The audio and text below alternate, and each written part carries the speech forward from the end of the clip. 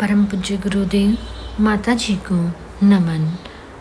पूर्ण प्रकाश की ओर हमारा जीवन सतत उत्थान की एक यात्रा है, परंतु हम में से अधिकांश लोग इस सत्य से अनभिज्ञ बने रहते हैं कि हमें वास्तव में जाना कहाँ है, हम किस चीज़ के इच्छुक हैं, हमारा मार्ग कहाँ पर समाप्त होगा। वास्तव में हम जिसे चाहते हैं वह पूर्ण प्रकाश ही है। वह हमें मिलेगा अपने आत्मानुसंधान से, अपनी प्रतिभा को जागृत कर जीवन को नवरूप प्रदान करने में। जिसे हम अध्यात्म कहते हैं वह एक आत्मिक जागृति का नाम है, जिसमें व्यक्ति का चिंतन एवं क्रियाकलाप किसी अदृश्य शक्ति स्रोत से परिचालित होता दिखाई पड़ता है। उसका जीवन उसके आत्मा का प्रतिनिधि तथा सदा एकरूप हुआ ईश्वरीय अनुकंपा का अधिकारी बनता है।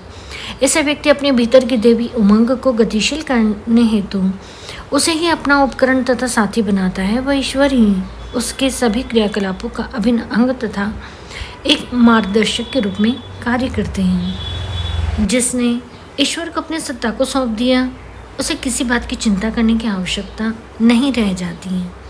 ईश्वर वह शक्ति है जो जीवन को पूर्ण परिवर्तित कर देती है। जिसके पास ईश्वर रूपी संपदा है वह कभी हार नहीं सकता है। उसके पास धरती का अमृत तथा सदा रहने वाली शांति का उपाय है। जो ईश्वर को समझ गया उसका जीवन परिपूर्णता को प्राप्त करता है। उसे संसार में किसी भी प्रकार की आसक्ति या ममता मोह के बंधन में नहीं फंसना पड़ता। ऐसा इसलिए क्योंकि उसका अंतःकरण ईश्वरी भावना से इतना ओतप्रोत हो जाता है कि हर प्रकार की परिस्थिति में वह स्वयं को निश्चिंत पाता है और उसके भीतर का देवी प्रकाश सदा प्रस्फुटित होकर उसे ईश्वरीय पथ चिंतन का आदेश देता है एवं तब उसका प्रत्येक क्रियाकलाप उसी की सेवा पूर्ति में लग जाता है।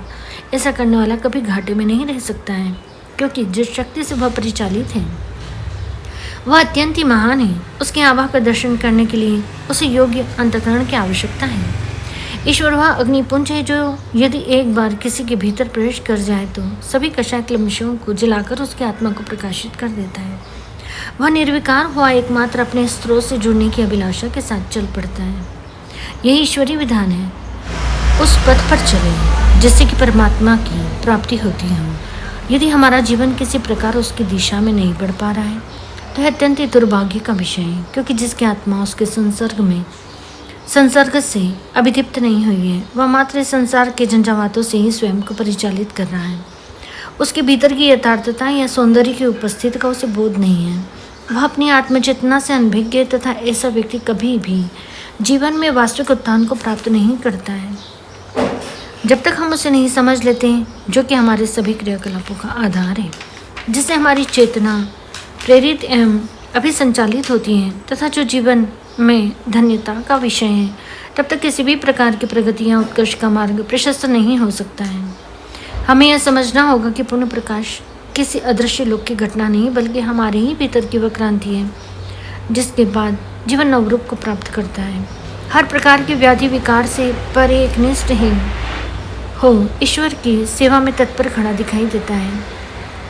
यही आत्म जागृति है जिसका सुफल है व्यक्तित्व का विकास एवं पूर्णतः उत्सर्ग के मार्ग पर बढ़ चलना।